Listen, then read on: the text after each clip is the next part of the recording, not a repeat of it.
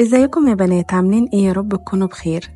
في جزء في جسمنا بنهمله كتير من غير ما نحس، بس اول حاجة الناس بتشوفها الايدين والضوافر.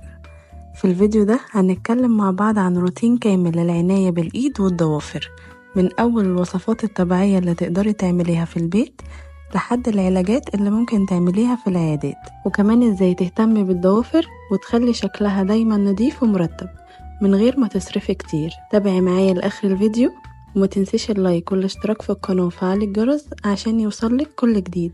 يلا بينا نبدأ الفيديو. اول حاجة معانا هنبدأ بيها هي الروتين اليومي.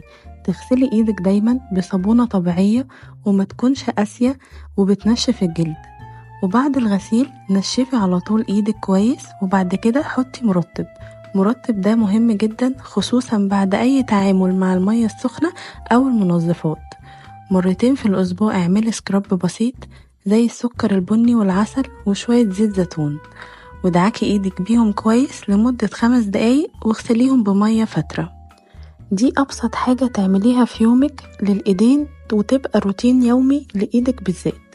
تاني حاجة معانا تفتيح الايد بوصفات طبيعية.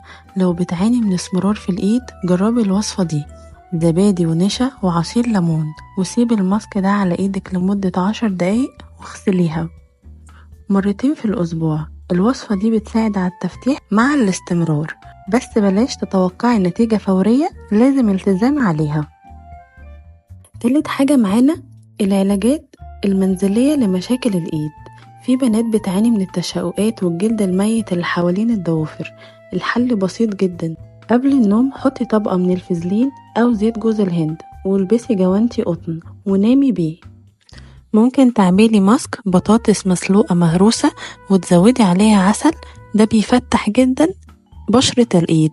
رابع حاجة معانا العناية العلاجية في العيادات.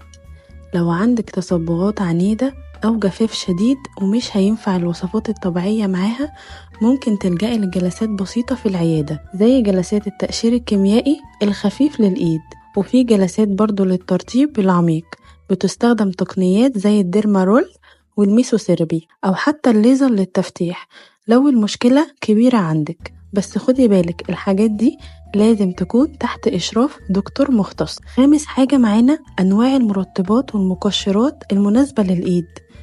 من المرطبات الكويسة للإيد زي الجليسوليد الأحمر أو نيفيا سوفت أو حتى زيت اللوز الحلو الطبيعي.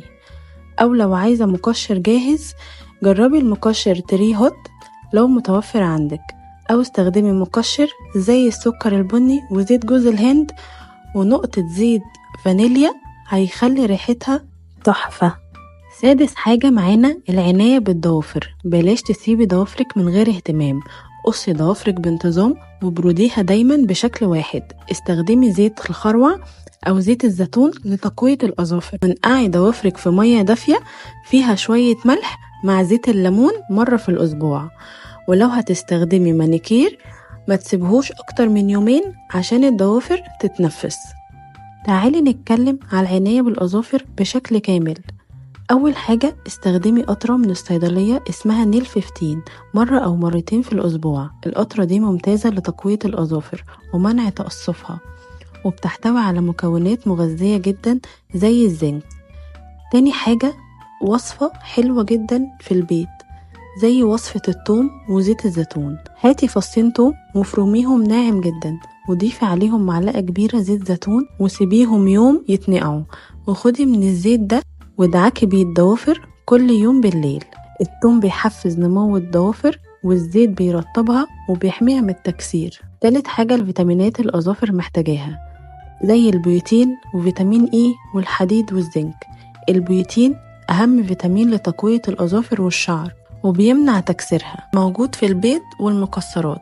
وفيتامين اي بينعم الجلد اللي حوالين الأظافر وبيقويها، وممكن تلاقيها كبسولات وتفتحيها وتدهني بيها ايديكي.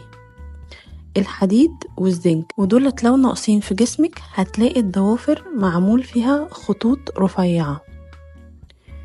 سابع حاجة ودي الأهم، الحاجات اللي لازم تتجنبيها عشان ايدك وضوافرك يفضلوا كويسين. بلاش المية السخنة جدا لأنها بتسحب الترطيب من الجلد، وبلاش تغسلي المواعين من غير جوانتي، المنظفات دي بتبوظ الجلد.